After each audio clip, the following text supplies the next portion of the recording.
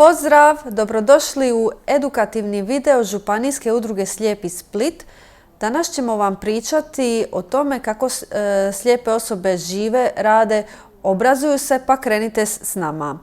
Kada čujete pojam oštećenje vida, pod tim pojmom spadaju sljepoća i slabovidnost.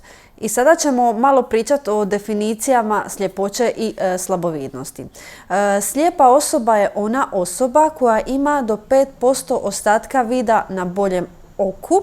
Znači to nije potpuna tama kao što većina ljudi misli. Većina slijepih osoba ima mali ostatak vida, a manji postotak slijepih osoba nemaju nikakav ostatak svjetla. I opet sljepoću možemo podijeliti u 3 kategorije. Potpuna sljepoća, kada osoba ne može razlikovati svjetlo od tame, nema nikakav ostatak vida. Imamo pravu sljepoću, kada osoba vidi do 2% ostatka vida na boljem oku. I praktična sljepoća, kada osoba vidi do 5% na boljem oku. Isto tako važno nam je spomenuti da sljepoća nije bolest, to je stanje. A da se malo dotaknemo i slabovidnosti.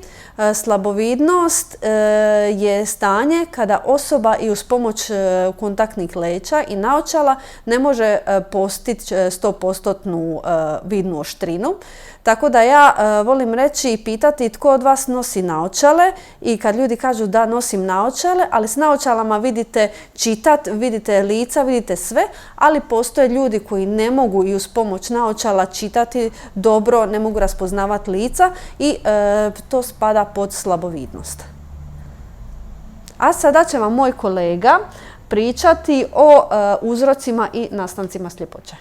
Kao što je kolegica rekla, sljepoća nije bolest nego stanje, a to stanje može biti stečeno na razne načine.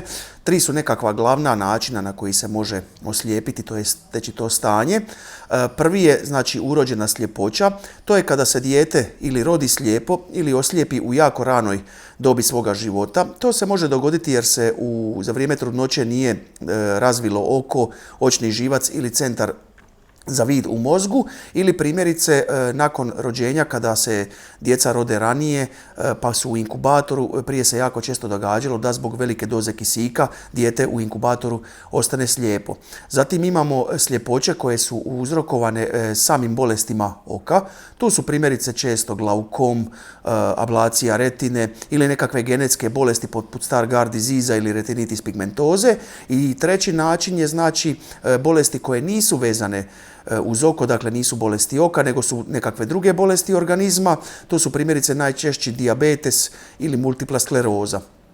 Isto tako, slijepe osobe možemo podijeliti u 3 kategorije. Oni koji su rođeni slijepi, oni koji su oslijepili, što se kaže, preko noći i oni koji su postepeno gubili vid.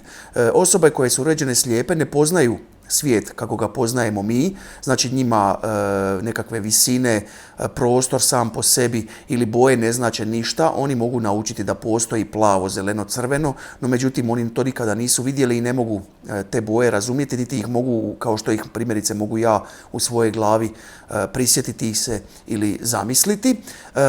Imamo osobe koje su izgubile vid preko noći. To može biti od nekakvih bolesti oka ili bolesti organizma. Primjerice imamo ablaciju retine ili multiplu sklerozu od kojih ljudi mogu oslijepiti vrlo brzo. Kažemo da je tim osobama zapravo najteže zato što dožive i psihički i fizički šok. Ne može im se organizam tako brzo naviknuti na novo stanje. Oni su vrlo često najviše ukočeni od svih slijepih osoba i najsporije usavršavaju nove vještine jer zapravo nisu ni imali vremena usavršiti ta nova znanja i steći nove vještine kako bi se lakše snalazili u svijetu. I imamo osobe koje su postepeno gubile vid. To su primjerice od retinitis pigmentoze ili Stargardt disease, gdje osobe polako tijekom duži niz godina pa čak i desetljeća gube vid. Za njih kažemo da im je najlakše zato što se njihov organizam i njihov mozak desetljećima pripremao na to stanje i polako navikavao na sitne promjene, tako da te osobe najlakše i najbrže usvoje nova znanja zato što su ih usvajali tijekom cijelog života.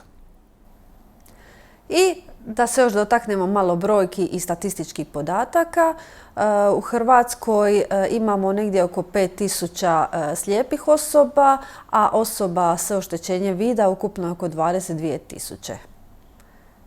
I što vi mislite, jeste li dobro zapamtili, koji je najteži način stjecanja sljepoće za osobu?